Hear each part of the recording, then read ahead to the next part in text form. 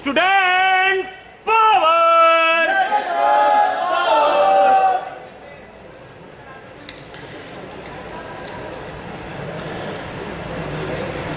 प्रिय बंधुओं, सारे देश से जीते हुए विजय पाकर यहाँ उपस्थित आए हैं। आप नया पीढ़ी के प्रतिनिधि हैं और एक नवीन हिंदुस्तान का भविष्य है। इसीलिए मुझे अत्यंत हर्ष होता है कि आपके बीच में मैं कुछ अपने विचार रख सकता हूँ। हमारे देश के सामने दो बड़ी समस्या हैं, एक तो भ्रष्टाचार है, दूसरा आतंकवाद है। दोनों जुड़े हुए हैं, लेकिन आज मैं आपको भ्रष्टाचार पर ही अपना विचार व्यक्त करने चाहता हूं। आपने टॉपिक दिया है, क्या भारत मुक्त हो सकती है भ्रष्टाचार से।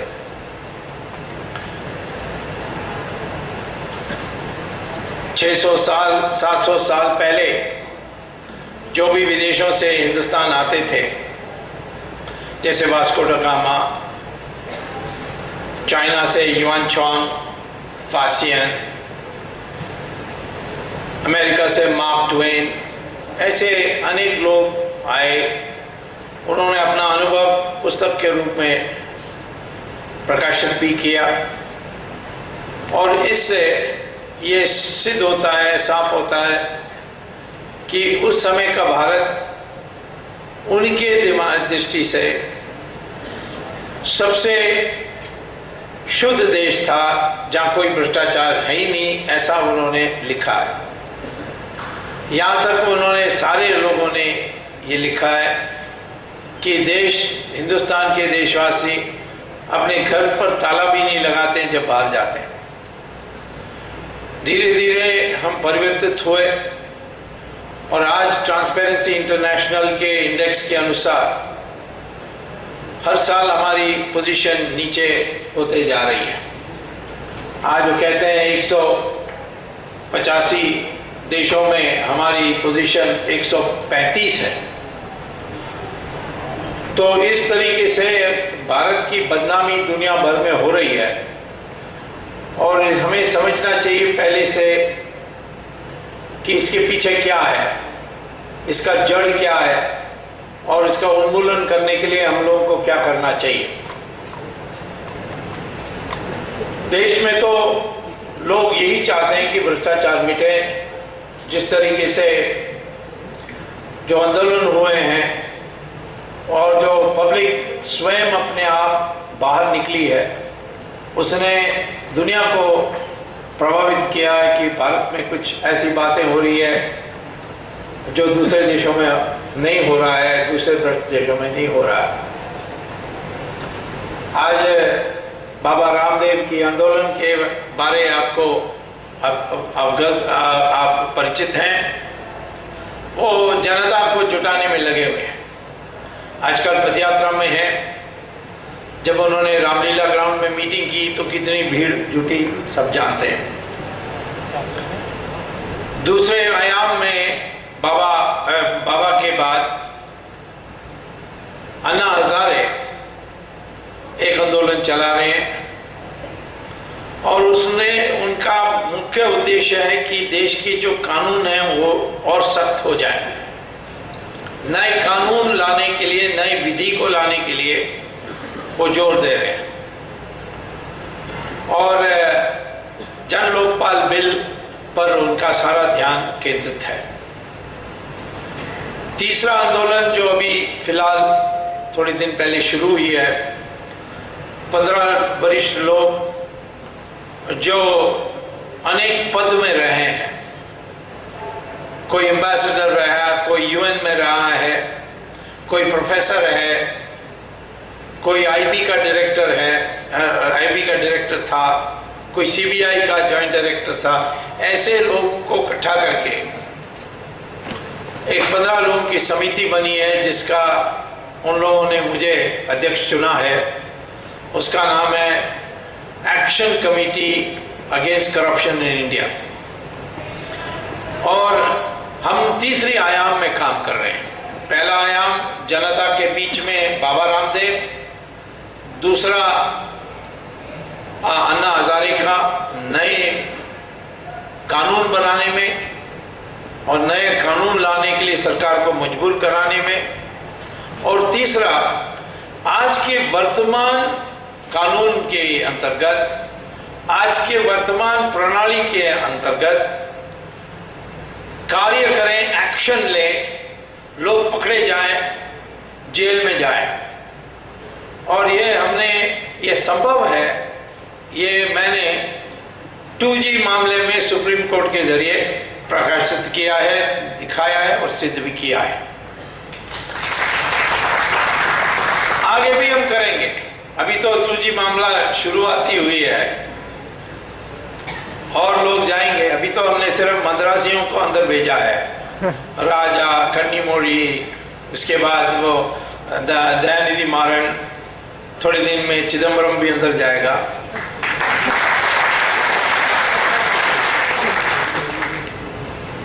वैसे एक मेरे दोस्त ने बताया, जो कहता है कि मैं तिहाड़ जेल का जो जेल सुपरिटेंडेंट है वो उसका मित्र है, उसने कहा कि स्वामी के बारे हमें कंप्लेंट है कि वो मद्रासियों को ही अंदर भेज रहा है तिहाड़ में, क्योंकि बावर्ची का कंप्लेंट है कि ये सारे मसाला डोसा इडली मांग रहे हैं और वो बनाने नहीं जानता है। तो मैंने कहा उसको तैयार होने बोलो कि कोई इटालियन महिला आ जाए तो पिज्जा बनाना पड़ेगा।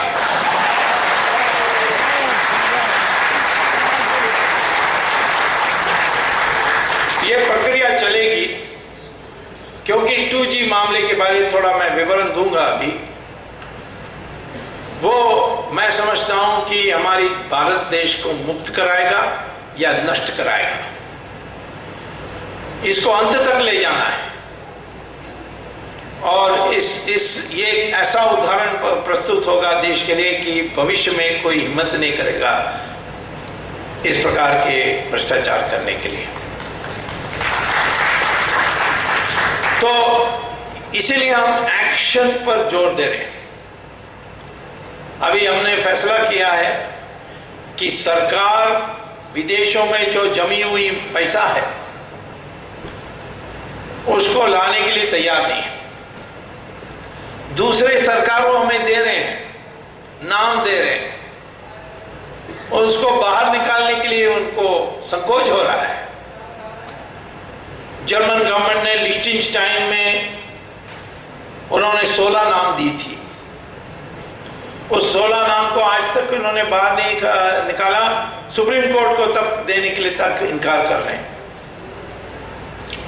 दूसरा है कि अभी फ्रांस गवर्नमेंट ने हांगकांग शंघाई बैंक का नाम दिए थे, 700 नाम दिए थे। प्रणब मुखर्जी कहते हैं कि कोर्ट में केस डालने के बाद हम आपको नाम बताएंगे। क्यों? ये छिपाने की कौन सी बात है? उसमें तीन नाम एमपीज के हैं, एक हरियाणा से, केरला से और एक उत्तर प्रदेश से। वैसे ये 700 नाम ही हैं, परंतु फ्रांस गवर्नमेंट ने तो 3000 नाम दी थी। उस 3000 में कितने कौन है? विकीलीक्स ने बड़े लिस्ट दी है, उस पर कोई जांच ही नहीं हुई। हमारे देश के लगभग, कम से कम मैं कहूंगा, इससे ज्यादा हो सकता है, 70 लाख करोड़ रुपए विदेशी बैंक में जमा है। और विदेशी बैंक में जब जमा करते हो और गुप्त बैंक में जमा करते हो, वो आपको ब्याज नहीं देती है। स्विट्जरलैंड आपको 2% सर्विस चार्ज करेगी, आपको पैसा देना होता है। और जो पैसा आप जमा करते हैं, स्विट्जरलैंड उस पैसा को लेकर अमेरिका की बॉन्ड मार्केट में जाकर उसको इन्वेस्ट करती है, उसको 4% वहां मिलती है। तो 2% भारतीयों से, 4% हमारे पैसा को बॉन्ड मार्केट में इन्वेस्ट करके स्विट्जरलैंड को 4% मिलती है। तो कुल मिलाकर 6% कुछ काम करे हुए बिना स्विट्जरलैंड को मिल रही है। और आप सोच लीजिए 70 लाख करोड़ रुपए में 6%, हर वर्ष कितना पैसा हो सकता है। इसीलिए स्विट्जरलैंड में टैक्स ही नहीं डालते क्योंकि उनके लिए दूसरे लोगों का पैसा पर वो कमा रहे। इतना बड़ा धन हमारे देश के बाहर है। तो सवाल आता है कि भ्रष्टाचार के क्यों बुरा है कि कोई पैसा दे दिया, किसी ने ले लिया, नाजायज दे लिया। ये बहुत सीमित दृष्टिकोण है। कोई सेठ ने मिनिस्टर को पैसा दे दिया, किसी ने अपना काम जल्दी कराने के लिए पैसा दे दिया। ये एक सीमित दृष्टिकोण है। भ्रष्टाचार का असर जो है, प्रभाव है, वो बहुआयाम और व्यापक है। मान लीजिए टेंडर है सड़क बनाने के लिए। टेंडर में घपला करके वो किसी को दे देते हैं पैसा लेकर, मंत्री, और जो पैसा लेता है वो जानता है मंत्री तो उसके पक्ष में है या उसके जाल में है, तो वो सबस्टैंडर्ड मटेरियल डाल देता है। और सबस्टैंडर्ड मटेरियल एक बारिश आकर चले रोड को ही खत्म कर देती है। क्या हम रोड नहीं बना सकते?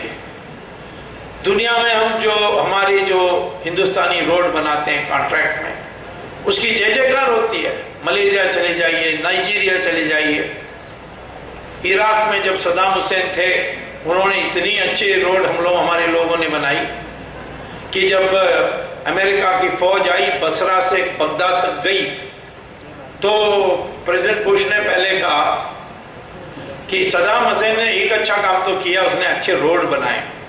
तो मैंने बुश को चिट्ठी लिखा कि वो सद्दाम हुसैन ने नहीं बनाया, ये तो हिंदुस्तानियों ने बनाया था।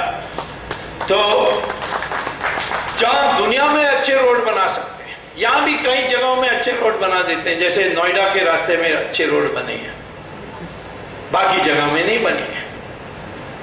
तो इसीलिए इसके पीछे भ्रष्टाचार का पहला असर है कि सबस्टैंडर्ड गुड्स आपको मिलती है, मेरिट सैक्रिफाइस हो जाती है, और जो मेरिट के नीचे हैं, बहुत नीचे गिरे हुए हैं, वो ऊपर उठ के आते हैं। और जिसके पास पैसा है, वो भी कैश में है, वो मेरिट ना हो उनको मिल जाती है।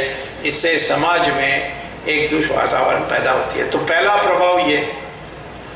दूसरा प्रभाव है कि ये जो पैसा है ये कहां जाता है आखिर में? कोई मंत्री ले लेता है, या कोई पॉलिटिशियन ले लेता है, या ब्यूरोक्रेट ले लेता पैसा। ये आखिर में जाता कहां है? जो छोटे मोटे पैसा लेते हैं पुलिस वाले, वो तो कर्जा देने में, मनी लेंडिंग में लगा देते हैं, और अपना जो पुलिस की पावर है उसको दादागिरी करके जो पैसा वापिस नहीं करता उसकी हालत खराब करते हैं। तो ये पुलिस वाला को तो ये काम नहीं है, परंतु वो जानता है कि वो भ्रष्टाचार कर सकता है, तो वो पुलिस वाला भी खराब हो जाता है। लेकिन बड़े पैमाने पर ये पैसे आज जो सेठ लोग या कोई ऑफिसर लोग या मंत्री लोग जिनके पास कैश आती है, इस कैश को लेकर वो होलसेल मार्केट में जाते हैं। और होलसेल मार्केट में जैसे एग्रीकल्चरल प्रोडक्ट्स हैं, उसका फॉरवर्ड ट्रेडिंग के नाम पर वो खरीद के उसको गोदाम में डाल देते हैं। आज देखिए हमारे देश में मुद्रास्फीति इतनी हो रही है, इतनी इन्फ्लेशन है, उसके पीछे कारण क्या है? इकोनॉमिक्स में सिखाते हैं कि सप्लाई बढ़ेगी तो फिर प्राइस कम हो जाएगी। हमारी सप्लाई तो बढ़ते जा रही है, 7%, 8% से कम होती नहीं है, 9% भी हुई है कई साल।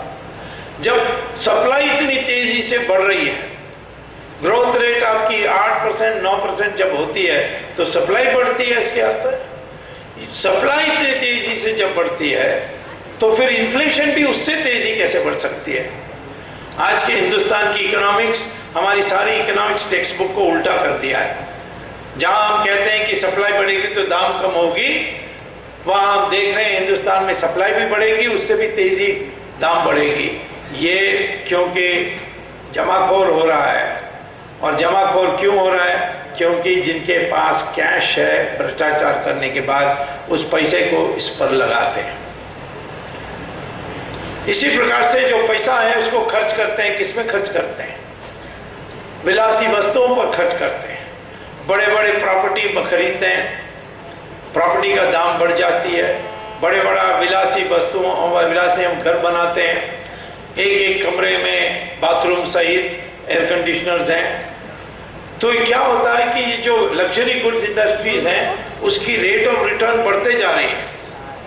आज आप देखोगे अकाउंट्स की, शेयर होल्डिंग अकाउंट्स में ये सारे जो क्राइसिल बनाती है अकाउंट्स, उसको देखेंगे तो लग्जरी गुड्स की इंडस्ट्री हर साल तेजी से बढ़ते जा रही है। और इस कारण से जो लोग पहले कपड़े में इन्वेस्ट करते थे, साधारण मनुष्य के वस्तुओं की आवश्यकताओं के लिए इन्वेस्ट करते थे, वो कहते हैं हम क्यों यहाँ 6-7% कमाना चाहिए जब हमें 25-30% लग्जरी गुड्स में मिलती है। तो वो पैसा वहाँ से निकलकर यहाँ चली जाती है। और आज हमारे देश में पूंजी इन्वेस्टमेंट डायरेक्टली इनडायरेक्टली, प्रत्यक्ष रूप से परोक्ष रूप से 70% आज वो लग्जरी गुड्स प्रोडक्शन में जा रही है।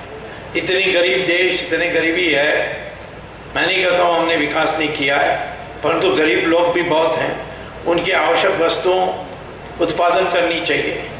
उसके लिए वो करने होता नहीं है क्योंकि रेट ऑफ रिटर्न उस इंडस्ट्री में बहुत कम है और इसीलिए लोग इन्वेस्टमेंट दूसरी जगह ले जाते हैं जहाँ रेट ऑफ रिटर्न है, वो है लग्जरी गुड्स इंडस्ट्री। आज हमारे 5 स्टार होटल, कितना भी इकोनॉमिक रिसेशन हो जाए, 5 स्टार होटल सारे भरे पड़े होंगे। सारे हवाई जहाज में घूमने जो जे क्लास है वो भरा होगा, इकोनॉमी क्लास उतना भरा नहीं होगा पर जे क्लास भरा होगा।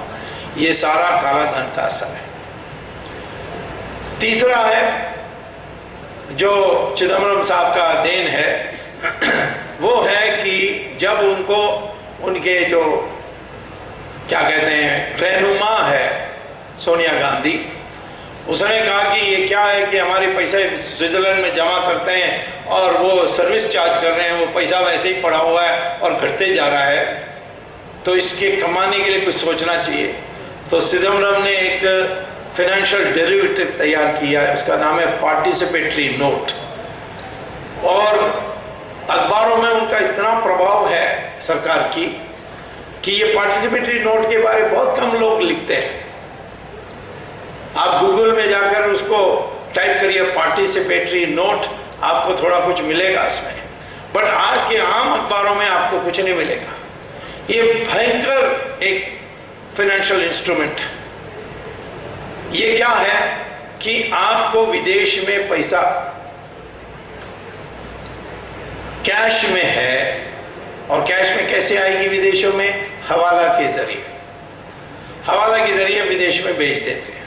उस कैश को लेकर जाकर आप मॉर्गन स्टैनली, गोल्डमैन सैक्स या यूएस के फाइडेलिटी इन्वेस्टमेंट्स, वहाँ उनके काउंटर में जाके कैश रखिए और अपना पासपोर्ट दिखाइए इंडियन और कहिए मुझे पार्टिसिपेटरी नोट चाहिए। तो एक कागज़ का टुकड़ा देंगे, अच्छा सा रंगीन कागज का टुकड़ा होगा, उसमें सिर्फ अमाउंट लिखी होगी। उस अमाउंट को उस कागज को, उस पार्टिसिपेटरी नोट उसको कहते हैं, उसको लेकर हिंदुस्तान आइए और रिजर्व बैंक को एक कॉपी दीजिए और रिजर्व बैंक कोई सवाल नहीं पूछेगा और आपको एक रिसीट देगा। उस रिसीट को लेकर आप जाकर स्टॉक मार्केट में स्टॉक ब्रोकर को दीजिए कि इन्वेस्ट करो। और इन्वेस्टमेंट आज हमारे देश से जो बाहर आती पैसा जो स्टॉक मार्केट में जा रही है वो 80% पार्टिसिपेटरी नोट के जरिए है, जिसके बारे में कुछ पता ही नहीं है।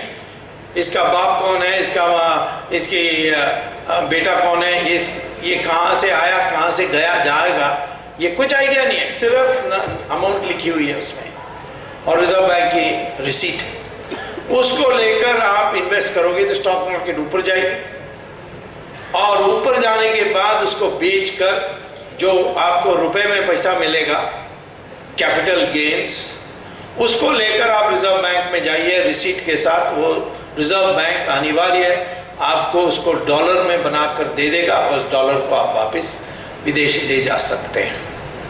ये भयंकर है क्योंकि कैश जो है, काला धन, ये विदेश जाता है हवाला के जरिए, वहां से वो हिंदुस्तान वापस आता है। हाँ, कैपिटल गेन्स के कारण आपको 30% टैक्स देना होता है। उसके लिए भी चिदम्बरम ने एक रास्ता सोचा कि आप सीधा इंडिया को मत आइए, आप मॉरिशस जाइए, मॉरिशस में $1 का कंपनी एक बनाइए, $1 पेड अप कैपिटल का कंपनी बनाकर उस कंपनी के जरिए आप आकर हिंदुस्तान में इन्वेस्ट करोगे तो कैपिटल गेन्स टैक्स भी माफ है, 30% माफ है। इसीलिए आज हमारे देश में मॉरिशस सबसे ज्यादा फॉरेन इन्वेस्टमेंट कर रही है, अमेरिका से 2 गुना ज्यादा कर रही है। ये मॉरिशस में क्या है?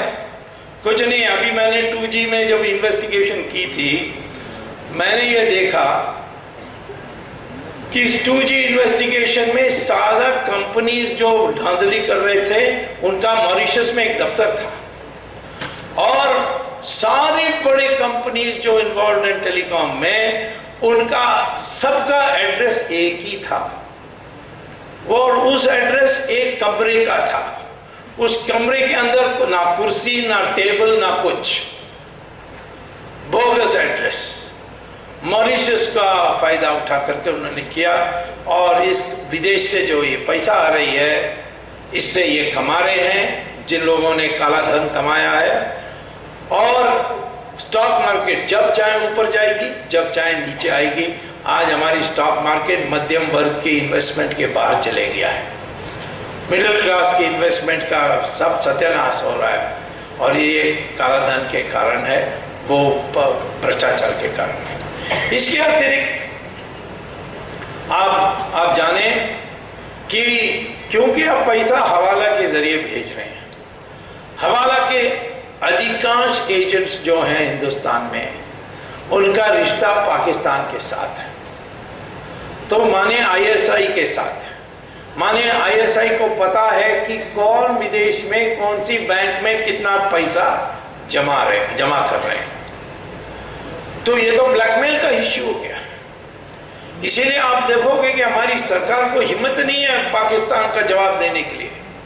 वो बॉम्बे में आपका 26/11 का घटना होने दो, यहाँ आपकी दिवाली के टाइम में सरोजिनी मार्केट में होने दो, जो भी है, बाद में इतना ही कहेंगे शांति शांति, इसको पकड़ो उसको पकड़ो। कर नहीं सकते, क्योंकि हमारे अधिकांश मंत्री आज जो हैं वो पाकिस्तान की ISI से ब्लैकमेल होते हैं, इसीलिए उनको हिम्मत नहीं है पाकिस्तान के खिलाफ एक्शन लेने के लिए। और कश्मीर के मामले में भी समझौता की ही बात करते हैं, जब पाकिस्तान का कोई केस नहीं है कश्मीर में। जवाहरलाल नेहरू की गलती, मैं अपनी गलती उस बोझा मैं नहीं उठाना चाहता, क्योंकि जवाहरलाल नेहरू ने कैबिनेट से वो यूनाइटेड नेशंस को कश्मीर की मामला ले जाने के लिए पास नहीं करवाया। वो तो आपने मनमानी किया, किसी की सलाह नहीं ली, उसने सरदार पटेल की नहीं ली। हो सकता है कि एडविना माउंटबेटन की सलाह ली होगी, परंतु उन्होंने Sardar Patel deputy prime minister का तो नहीं लिया। सरदार पटेल को पता ही नहीं था। तो इसीलिए उन्होंने जो किया वो हमारे ऊपर लागू नहीं होती है। तो मैं आपसे ये कहना चाहता हूं कि ये देखिए कितनी व्यापक असर है भ्रष्टाचार का। और इस कारण से आज हम देख रहे हैं कि जिन कंपनीज को लाइसेंस मिली, उनमें से चंद लोगों ने ब्लैक लिस्टेड कंपनीज विदेशियों को बेच दिया है। स्वान कंपनी एक थी, उस स्वान कंपनी को कंपनी ने अपनी मेजॉरिटी सारी कंट्रोल बेच दी किसको? Eighty salad. एटी सलाट के बाद होम मिनिस्ट्री क्या कहती है? ब्लैक लिस्ट किया है एटी सलाट को, और क्या कहा है? ये ISI की पैसे पर पनपती है ये एटी सलाट, इसीलिए इसको किसी बिजनेस में आने नहीं देना है। और इसके जो जनरल इंडिया ब्रांच है, उसका जो एमडी है उसका नाम है शहीद बलवाज, जो आजकल जेल में है 2G के मामले में, उसको कतई कहीं आने नहीं देना, क्योंकि ये दाऊद इब्राहिम का एजेंट है। उसको बेचने के लिए परमिशन दे दी सरकार ने, लाइसेंस मिली अपनी कंपनी, देश के कंपनी को, और देश के कंपनी ने इनको बेच दी। इसी प्रकार से यूनिटेक है एक प्रॉपर्टी डीलर, उनको लाइसेंस मिला। प्रॉपर्टी डीलर को कैसे लाइसेंस मिल गई पता नहीं, बट मिला। और ये लाइसेंस को लेकर इन्होंने टेलीनॉर को बेच दिया, जो आजकल हिंदुस्तान में यूनिनॉर में काम करती, नाम के नाम से काम करती है ये। और होम मिनिस्ट्री का रिपोर्ट है, ये सब चिदम्बरम आने के पहले जब शिवराज पाटिल थे, होम मिनिस्ट्री का रिपोर्ट है कि जहां तक टेलीनॉर है, ये चाइना से की मिलिट्री से इक्विपमेंट खरीदती है, और ये इक्विपमेंट साइबर वॉरफेयर भी करने के लिए भी सक्षम है। और यदि हिंदुस्तान और पाकिस्तान के बीच में, हिंदुस्तान और चाइना के बीच में कोई युद्ध हो जाए, तो हमारी सारी डिफेंस इलेक्ट्रॉनिक्स को फेल करने की क्षमता रखती है। तो इसीलिए इनको बिजनेस नहीं करने देना चाहिए हमारे देश में। अमेरिका ने वैसे भी बैन कर दिया है हुआवे और टेलीनॉर को, इसी कारण से कई देशों ने किया है, परंतु हमारे देश में उसको अंदर आने दिया है। ये क्यों है? क्योंकि इनको किसी को हिम्मत नहीं है ना कहने के लिए। तो हमें पहले ये नमूना जो है भ्रष्टाचार, इसको समझना चाहिए। दुनिया भर की बातें कही जाती है, सब चीज़ों को भ्रष्टाचार कह देते हैं। किरण बेदी ने क्या वो ट्रैवल में फर्स्ट क्लास का टिकट का पैसा लिया और इकोनॉमी क्लास में चले गए, उसको भी भ्रष्टाचार कहते हैं। उसको चीटिंग कह सकते हैं, भ्रष्टाचार नहीं कह सकते हैं। दिग्विजय सिंह, पता नहीं उसका दिमाग ठीक है कि नहीं है, वो कहता है कि बाबा रामदेव कैश में पैसा लेता है और इसीलिए वो भी भ्रष्ट है। अब मेरे पास पॉकेट में ब्लैक मनी है, मैं टैक्सी में जाता हूँ, टैक्सी वाला को मैं कैश में किराया देता हूं, तो टैक्सी वाला भी करप्ट हो गया। तो करप्शन क्या है? आज हम बाकी चीजों पर ना जाएं, करप्शन वो चीज पहला हमारा नजर होनी चाहिए जब सार्वजनिक पद, पब्लिक ऑफिस, इसको दुरुपयोग करके अपने के लिए या किसी और के लिए फायदा पहुंचाएं, वो है भ्रष्टाचार। यानी दो लोगों के बीच में कुछ घपला हो जाता है तो वो उसको चीटिंग कह सकते हैं, फ्रॉड कह सकते हैं, एक्सटॉर्शन कह सकते हैं, बट करप्शन नहीं कह सकते। करप्शन को उसी मामले पर, उसी को गंभीर भी हम लेते हैं जब एक पद जो है पब्लिक ऑफिस, उसका दुरुपयोग हो करके वो किसी और को फायदा पहुंचाते हैं, या अपने को भी पहुंचाते हैं, या दोनों को भी पहुंचाते हैं, उनको भी और अपने को भी। 2G मामले में यही हुआ। लोग कहते हैं ये 2G क्या है, अभी 3G आ गई, कल 4G आएगी, ये क्या जी। 1G माने कॉर्डलेस फोन। अब कॉर्डलेस फोन का जो वायरलेस जाती है, उसकी साइकिल लंबी साइकिल होती है, उसमें सिर्फ आपकी वाणी जाएगी और कुछ नहीं जाएगी, वॉइस। फिर 2G में वो उतना लंबा साइकिल नहीं है, थोड़ा शॉर्ट साइकिल्स हैं, उसको 2G कहते हैं। G माने जनरेशन, और वो उसमें ज्यादा साइकिल होती है। 3G, उसमें आप ईमेल भेज सकते हैं, उसमें आप SMS भेज सकते हैं, आपका फोटो भी भेज सकते हैं। 3G में आप वीडियो भेज सकते हैं, अपनी बात करते हो, जो फोन उठाएगा उसको भी आप देख सकते हो, और जो फोन लगा रहा है उसको वो आपको देख सकते हैं। 4G में और भी एडिशनल इंफॉर्मेशन भेज सकेंगे, बड़े बड़े डॉक्यूमेंट्स भेज सकेंगे। तो इसीलिए G माने जनरेशन, पीढ़ी। पहला पीढ़ी कॉर्डलेस फोन, दूसरा पीढ़ी मोबाइल फोन, तीसरी फोन में ये एडिशनल डेटा अवेलेबिलिटी। तो ये है, और ये आसमान में जाती है, इसीलिए आसमान के विभाजन करनी पड़ती है कि ये वेव्स का टक्कर ना हो, और इसीलिए उस विभाजन में हमें तो अमित आकाश की आयाम नहीं है, और इसीलिए उसको ऑक्शन करना बेटर है, ऐसा लोग मानते हैं। कम से कम विभाजन ठीक से करनी चाहिए, उसकी जो असली कीमत है उसको चुकाना चाहिए, उसको लेना चाहिए। अब ये 1G 2G के बारे में इतना कंफ्यूजन है कि किसी ने एक दिन मनमोहन सिंह को पूछा कि आपको 2G क्या है पता है, तो उन्होंने कहा हाँ मुझे पता है, सोनिया जी और राहुल जी। तो देश में लोगों को इसके बारे ना पता होने के कारण मैंने एक बड़ी सरलीकरण करके आपको बताया।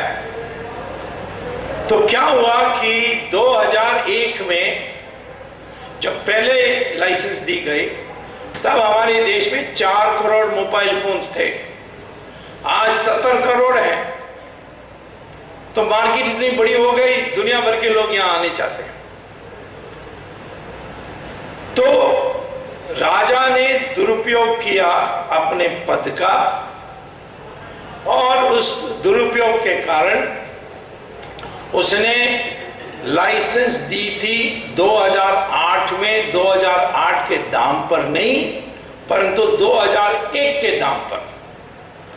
2008 के दाम 10 गुना ज्यादा थी, और 2001 के दाम पर देकर उन्होंने जो रेवेन्यू मिल सकती थी, राजस्व मिल सकती थी, उससे हमारे इस भारत को वंचित किया। यदि उस समय या उसकी नीलाम करते या उसको बेचते, यानी सबको पता था दाम क्या है, क्योंकि कई लोग जिनको लाइसेंस नहीं मिली वो तो बड़े पैमाने में दाम ऑफर किया कि ये तो इतनी कम दाम पर 1650 करोड़ में आप एक लाइसेंस बेच रहे हैं, हम तो 16,500 करोड़ देने के लिए तैयार हैं। यहां तक लोग तैयार होते थे, लेकिन इन्होंने नहीं किया। और दूसरा, उन्होंने जब ये स्पष्ट था कानून में कि जो लाइसेंस दी जाएगी वो 3 साल के लिए किसी को बेचना नहीं चाहिए और अपने आप सर्विस चालू करनी चाहिए, ये उसने उसका उल्लंघन किया, क्योंकि 2 कंपनीज को ऐसे दिया, स्वान और यूनिटेक, जिनके पास ना एक टावर था, ना कोई इक्विपमेंट था, ना कुछ था। तो उन्होंने उस कंपनी को जब लाइसेंस दिया, वो तो टेलीकॉम सर्विस कभी दे ही नहीं सकते, इसीलिए उन्होंने 8 गुना दाम पर बेच दी अपनी लाइसेंस को, एटीसलाट को और टेलीनॉर को, और देशद्रोही का काम भी किया, और 8 गुना। तो इनको लाभ मिला।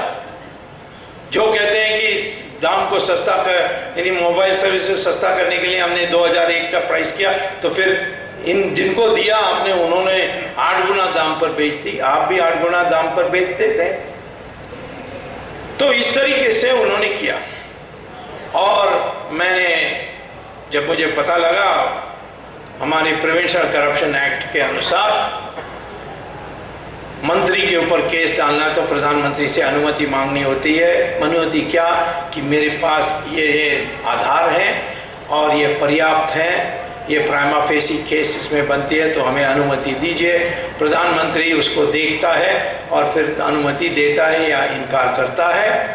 और ये इसीलिए बनाई गई ये कानून कि मंत्रियों को परेशान नहीं की जाए कि कोई भी कभी भी चले जाए कोर्ट में केस डालने के लिए। तो इसीलिए ये इसको सैंक्शन कहते हैं। आज इस सैंक्शन का दुरुपयोग हो रहा है। इसीलिए अन्ना हजारे जन लोकपाल में ये बात है कि जब लोकपाल बनेगा वो लोकपाल सीधा सीबीआई को आदेश दे सकता है, सैंक्शन की कोई जरूरत नहीं होगी। तो इस एक बात पर हम अन्ना हजारे के लोकपाल बिल से सहमत हैं कि वो आ जाए तो वो बड़े हमारे लिए और आसान हो जाएगा काम। ना आए भी हम काम कर लेंगे, थोड़ा देरी होगी, बट हमने काम किया है। मैंने प्रधानमंत्री को चिट्ठी लिखा, उन्होंने जवाब नहीं दिया। प्रधानमंत्री मेरे व्यक्तिगत मित्र हैं, वो मेरी चिट्ठी के जवाब नहीं देंगे, ऐसा नहीं हो सकता। परंतु इतना भी मैं उनका इतना अच्छा मित्र हूँ, इतना भी जानता हूँ कि इसकी रीढ़ की हड्डी नहीं है, बचपन से नहीं था इसीलिए वो कभी कोई फैसला नहीं कर सकता है। और सैंक्शन उससे क्या मांगना, उसको तो पहले उसके ऊपर जो महिला बैठी है उससे सैंक्शन लेनी पड़ेगी। तो इसीलिए वो उसने नहीं किया। और मुझे ये भी पता था कि जो 8 गुना दाम पर उसने बेचा, ये कंपनीज ने, उसमें आप पूरा 10 गुना के दाम पर, मार्केट दाम पर बेचते तो सरकार को अतिरिक्त 1,76,000 करोड़ मिलती। सिब्बल कहता है कि नहीं शून्य है, कोई आश्चर्य नहीं है, सिब्बल को तो गिनती में शून्य से ज्यादा कुछ पता नहीं है, तो इसीलिए वो शून्य ही कहेगा। वो गिनती का पहले तो सीखें। तो इसीलिए मैं ये आपको बताना चाहता हूं कि 1,76,000 करोड़ रुपए जो सरकार की रेवेन्यू में आ सकती है वो गायब हो गए, विदेशियों के हाथ में गायब हो गई। और विदेशियों संतुष्ट होकर उसमें से 60,000 करोड़ रुपए रिश्वत में राजा को दे दी। और राजा तो पता था कि मैं अकेला तो ये सारा पॉकेट में नहीं डाल सकता, क्योंकि बहुत लोग की अनुमति के साथ ही हुआ है। उसने अपने जेब में 4,000, सिर्फ 4,000 करोड़ रख ली। 60,000 में उसने 4,000 अपने के लिए रख ली। उसने करुणानिधि को 16,000 करोड़ दिया, क्योंकि करुणानिधि के 3 बीवी हैं तो ज्यादा कुछ देना होता है बांटने के लिए। और सोनिया गांधी को 36,000 करोड़ दिया। तो बाकी शेष 5,000 कहां गया, ये बाद में पता लगा चिदम्बरम के पास गया। तो मैंने कहा क्यों चिदम्बरम? फिर मैंने जब जांच की तो लगा स्पेक्ट्रम का दाम राजा अकेला तय नहीं कर सकता था। 2003 में जब एनडीए गवर्नमेंट थी, उन्होंने ये कैबिनेट रेजोल्यूशन पास किया कि ये टेक्निकल मामला है, इसीलिए ये स्पेक्ट्रम का जो दाम है ये कैबिनेट में आने की जरूरत नहीं है। 2 मंत्री को अधिकृत करते हैं, एक है फाइनेंस मिनिस्टर और दूसरा है टेलीकॉम मिनिस्टर। ये दोनों मिलकर जो तय करेंगे वही दाम है। तो इसके माने 2008 में फाइनेंस मिनिस्टर था चिदम्बरम और टेलीकॉम मिनिस्टर थे राजा।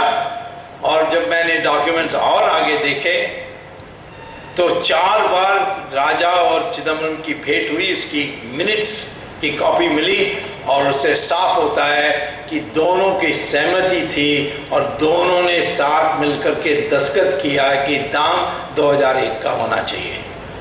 तो यदि राजा जेल में है तो चिदम्बरम बाहर क्यों होना चाहिए? दोनों साथ ही साथ काम किए। जो दोष राजा पर है वो दोष उसी पर है, चिदम्बरम पर भी है।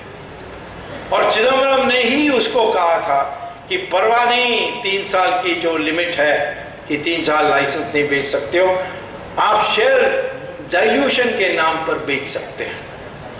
और उन्होंने उनको रास्ता सिखाया, वो भी डॉक्यूमेंट में है।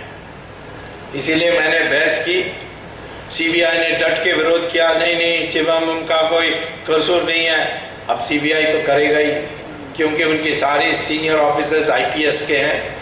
आईपीएस का कॉन्फिडेंशियल रिकॉर्ड प्रमोशन तो होम मिनिस्ट्री तय करती है। थोड़ा आंख का भी शर्म है, रोज चिदम्बरम से मिलना होता है। तो उन्होंने डट के विरोध किया। पर डट के विरोध करने से आज की नई परिस्थिति जो आई है, जिसके लिए हमें सुप्रीम कोर्ट को धन्यवाद देना होगा। सीबीआई कुछ भी कहे, आखिर में कोर्ट तय करेगी जो क्या सही है और क्या गलत है। और इसीलिए जब कन्नीमोरी को बेल दे दिया जा सकता है, जब सीबीआई ने कहा, एक ट्रायल कोर्ट का जज सैनी ने कहा सीबीआई कुछ भी कहे, ये मेरे ऊपर अनिवार्य नहीं बनता है कि मैं उसकी बात को सुनना है। मैं अपने बुद्धि और विवेक से तय करता हूं कि इनको बेल नहीं देना चाहिए। सीबीआई के कहने के बावजूद उन्होंने दिया नहीं। ये हमारे देश के लिए एक पुनरुत्थान हो रहा है एक प्रकार से। तो इसीलिए आज मैंने सुप्रीम कोर्ट में बहस की है। मैंने सुप्रीम कोर्ट में कहा कि सीबीआई ने जांच नहीं की, वो कर नहीं सकते, उनकी मजबूरी है। सीबीआई के लोग मुझे प्राइवेटली कहते हैं कि तो बाहर थर्ड रेट आदमी है ये चिदम्बरम, इसका किसी तरीके से जांच करा दो, इसकी हम चमड़ा उतार देंगे इसके बाद। ये प्राइवेटली कहते हैं, बट पब्लिकली डरते हैं। और पब्लिकली कोर्ट में तो बहस की कि स्वामी का जो भी बातें उसमें कोई आधार नहीं है। सुप्रीम कोर्ट ने सीबीआई के वकील को और यूनियन ऑफ इंडिया के वकील को 9-9 घंटे के बहस करने दिया। हर दिन 2 घंटे के लिए बैठती है सुप्रीम कोर्ट इस विषय पर, और 2-2 घंटे माने 18 में तो 9 दिन इन लोगों ने बहस की। मैंने सिर्फ 2 घंटे की बहस की, और उसके बाद ऑर्डर्स रिजर्व हो गए हैं। मैं इंतज़ार में बैठा हूँ, और यदि सीबीआई की जांच ऑर्डर हो जाएगी तो चिदम्बरम का फिर इस्तीफा देना अनिवार्य हो जाएगा। और मैं ट्रायल कोर्ट में भी गया हूँ और कहा हूँ कि राजा आरोपी है तो चिदम्बरम को भी सह आरोपी बनाओ और उसको जोड़ो वो केस में, तो वो यहाँ हो जाए तो यहाँ ऑटोमेटिकली हो जाएगा, और फिर चिदम्बरम के नाम पर वारंट होगी, और उसके बाद उसको क्लब तिहार में नया मेंबर बनना पड़ेगा। तो देश मुक्त होने की चित्र मैं देख रहा हूं।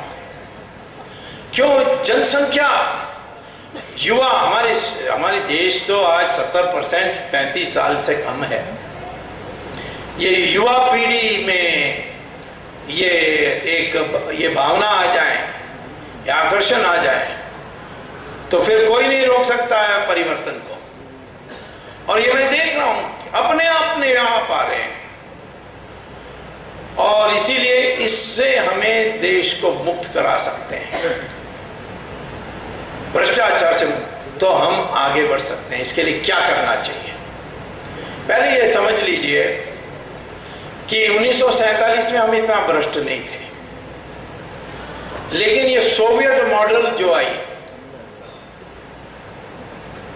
रूस के प्रभाव पर हमारी जो अर्थशास्त्री थे वो ज्यादातर दिल्ली यूनिवर्सिटी में थे, दिल्ली स्कूल ऑफ इकोनॉमिक्स। वो इकोनॉमिक्स में तो अब खत्म हो गया है, क्योंकि अधिकांश लोग विदेश भाग गए, विदेश में जाकर बस गए। लेकिन अभी हिस्ट्री डिपार्टमेंट में थोड़े कम्युनिस्ट बाकी हैं, उनका भी छुट्टी करना है कभी भी। तो ये जो सोवियत मॉडल थी लाइसेंस कोटा का, उसी में भ्रष्टाचार है। तो फिर ये जब इकोनॉमिक रिफॉर्म आए उसके बाद क्यों भ्रष्टाचार बढ़ी है? भ्रष्टाचार को मिटाने के लिए सख्त कानून बनाना एक तरीका है। कभी टेक्नोलॉजी लगाने से भी तो भ्रष्टाचार मिट जाती है। जैसे टिकट कंडक्टर को हम पैसा देते थे रिजर्वेशन के लिए, बर्थ के लिए। जो क्लार्क, जो स्टेशन मास्टर, स्टेशन में जो टिकट में काउंटर में बैठता था, उसको भी पैसा देते थे। लेकिन जिस दिन से कंप्यूटराइजेशन आई वो लगभग बंद हो गई।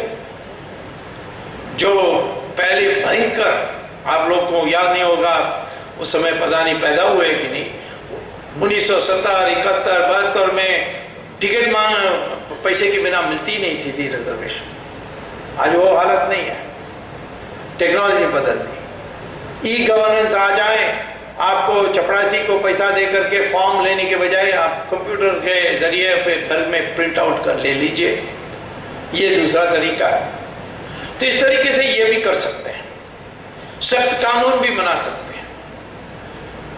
लेकिन आखिर में हमें ऐसे मनुष्य को पैदा करना चाहिए जैसे वास्को ड गामा ने देखा, पासियन ने देखा, मार्क ट्वेन ने देखा, जो अपने आप अनुभव करते हैं कि हमें भ्रष्टाचार नहीं करना चाहिए। वो कब आएगी? जब आएगी जब ये जो ग्लोबलाइजेशन में भौतिकवाद पर हम फंस गए हैं वो चले जाए। एक जमाने में हम विकास किया, हमारे देश दुनिया में नंबर 1 देश माना जाता था इकोनॉमिकली। 1000 साल पहले, 500 साल पहले भी हम नंबर 1 थे, गिर रहे थे पर तब भी नंबर 1 थे। इंडस्ट्रियल रेवोल्यूशन के बाद ही हम पीछे हुए। क्योंकि हमने इंडस्ट्रियल रिवॉल्यूशन कर नहीं पाया, अंग्रेज आकर यहाँ बैठ गया था। और उसके पहले बाहर से लोग आते थे, नादिर शाह ये वो लूट कर, गजनी गौरी ये सब आकर लूट के जाते थे, तो गिर रहे थे। लेकिन पूरा गिरावट जब हुई, जब ये नवीन यंत्रों के साथ इंग्लैंड और यूरोप और अमेरिका आगे बढ़ गई और हम उससे वंचित रहे और पीछे रह गए। लेकिन जब हम नंबर 1 थे, हम भ्रष्ट नहीं थे। आज हमारी इकोनॉमिक ग्रोथ इतनी ज्यादा है, 9% वर्ल्ड के नंबर 1 में है। क्यों हम ज्यादा इतने भ्रष्ट हो गए? क्योंकि जो मूल्यों पर हमने समाज को बांधा था, वो मूल्य टूटने लगे। ग्लोबलाइजेशन के कारण मटेरियलिज्म आ गई। एक आयाम पर हम सबको मापने लगे। जेल में जो शहीद बलवाज है, जो दाऊद इब्राहिम का आदमी है, क्रिमिनल सब उसको मानते हैं बंबई में, उसको जब सीबीआई समझ आई, उसने कहा क्या हिम्मत किया सीबीआई ने। उसको नहीं पता है कि हम फोर्ब्स के बिलियनर लिस्ट में हमारा नाम है। जैसे मैं बिलियनर हूं तो कुछ भी चल सकता है, मैं किसी को भी खरीद सकता हूं। समाज में जो प्रतिष्ठा बन गई है पैसा के आधार पर, ये हमारे मूल्य नहीं था कभी। और ये मुझे पहली बार जची जब मैं अमेरिका में पीएचडी करने के लिए हार्वर्ड गया, तो मुझे एक अमेरिकन स्टूडेंट ने पूछा, आप लोगों ने महात्मा गांधी को कैसा लीडर मान लिया? मैंने कहा क्यों, आपके लीडर वो नहीं बन सकते? नहीं, बिल्कुल नहीं बन सकते, वो तो आधा नंगा है, उसको कैसे लीडर मान सकते हैं? हमारे नेता तो सूट बूट पहनकर, चमकता हुआ जूता पहन करके नहीं आएगा तो उसको कभी लीडर नहीं मान सकते। मैंने कहा आपके धर्म के गुरु शाह देखो, पोप, उसके डायमंड रूबी सब सैफायर सब लगाई हुई सैटिन और सिल्क की कपड़े पर वो सजा होता है। पर हमारे देश में लोग महात्मा गांधी के पीछे जा रहे थे। जो हमारे संत हैं वो सारे साधारण भगवा कपड़ा पहनते हैं और उसको हम पूजने मानते हैं। पश्चिम में आज इतनी भौतिक विकास होने के बाद भी उनके मनस में शांति नहीं आ रही है। इसीलिए तो हमारे देश में हमारे साधु संतों के पीछे भाग रहे हैं। अभी वो फेमस एक्ट्रेस है जिसको ऑस्कर मिला, उसका नाम था जूलिया रॉबर्ट्स। ये जूलिया रॉबर्ट्स आई थी शूटिंग के लिए हरियाणा में। कोई ले गया था उनको कोई आश्रम में, तो स्वामी जी वहाँ पूछे क्या आपको क्या कर सकता हूँ, आपके लिए क्या कर सकता हूँ? तो उन्होंने कहा मैं इतनी पैसा कमा ली हूँ परंतु मुझे दिल में शांति नहीं है, मनस में शांति नहीं है। तो फिर उन्होंने उसको योगा प्राणायाम और फिर भगवत गीता के जो फिलॉसफी है वो सारा सिखाया। वो इतनी प्रभावित हुई कि जब वो वापस गई अमेरिका तो वो अपने पति के साथ बच्चों के साथ हिंदू बन गई है, अपने को हिंदू घोषित कर दिया है। क्यों? कहा कि मुझे मन शांति के लिए यही धर्म से हो मैं कर सकती हूँ।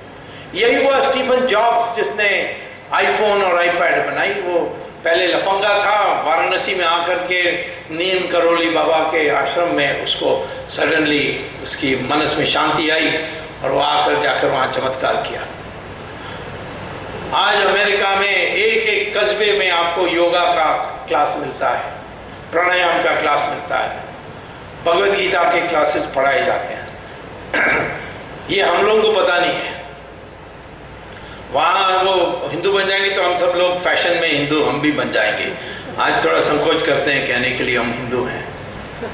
तो इसीलिए ये पश्चिम से हमें सीखना चाहिए। जब दो ऋषि साथ आए, भृगु और भारद्वाज, उन्होंने कहा कि समाज की रचना कैसे हो सकती है जिससे स्थायी हो सकती है, समाज स्थायी हो सकती है। तो तब भृगु ने कहा कि सत्ता के 4 आयाम हैं और ये सत्ता है मनस को बिगाड़ने के लिए, इसलिए इस 4 आयाम में अलग अलग लोगों को बांट देना चाहिए। क्या है? पहला उसने कहा कि पहला सत्ता का आयाम है विद्या या ज्ञान, दूसरा है शस्त्र, तीसरा है धन, चौथा है जमीन या भूमि। और किसी के पास एक से ज्यादा नहीं होना चाहिए। जिसके पास ज्ञान है उसके पास शस्त्र नहीं होना चाहिए, उसके पास धन नहीं होना चाहिए, उसके पास जमीन नहीं होना चाहिए। उसको ब्राह्मण कहते हैं। और ब्राह्मण जन्म से नहीं होगा, अनुशासन से होगा। जो इस अनुशासन का पालन करेगा वही ब्राह्मण हो सकता है। इसीलिए वेद व्यासा का माँ बाप, वेद व्यासा का माँ मछुआरा थी, माँ ऋषि बने। वाल्मीकि को कहते हैं कि वो तो दलित था, उसके माँ बाप दलित थे, वो माँ ऋषि बने, रामायण लिखी। कालिदासा शिकार करते थे जंगल में, वो बने महाकवि और महर्षि। ऋषियों के ऋषि विश्वामित्र, उनके माँ बाप क्षत्रिय थे। रावण ब्राह्मण था, ये करुणानिधि को नहीं पता था, इसलिए रावण लीला मना रहा था। ब्राह्मण विरोधी था, परंतु अनजाने वो रावण का लीला मनाता था। रामलीला नहीं, रावण लीला। तो इसीलिए ये जो आज विकृति में आ गई है वर्ण व्यवस्था, वो इसीलिए आ गई क्योंकि जन्म से जुड़ गया है। माँ बाप ब्राह्मण है तो मैं भी ब्राह्मण नहीं। माँ बाप ब्राह्मण हो सकते हैं, परंतु तुम्हारी अनुशासन, तुम उस अनुशासन के अंतर्गत नहीं हो तो नहीं हो सकते हो। इसी प्रकार से हमने बनाई थी, वो आज चले गए। आज समाज में जितना पैसा है उतना समाज में प्रतिष्ठा है।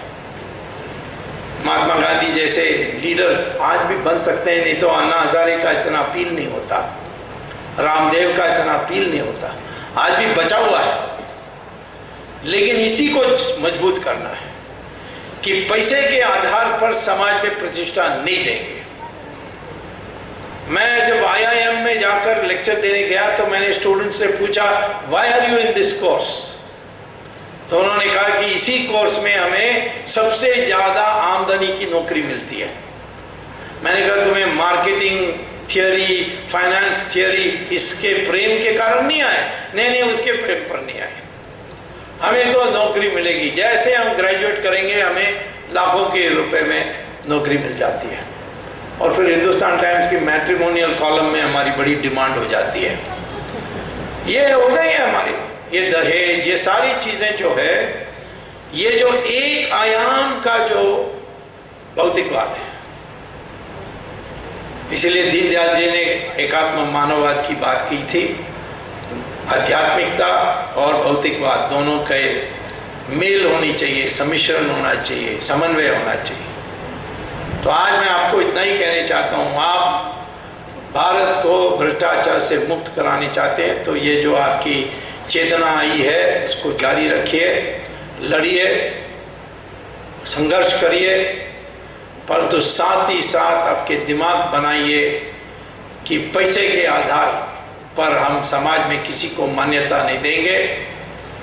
हम उन जो त्याग करते हैं उनको हम मान्यता देंगे।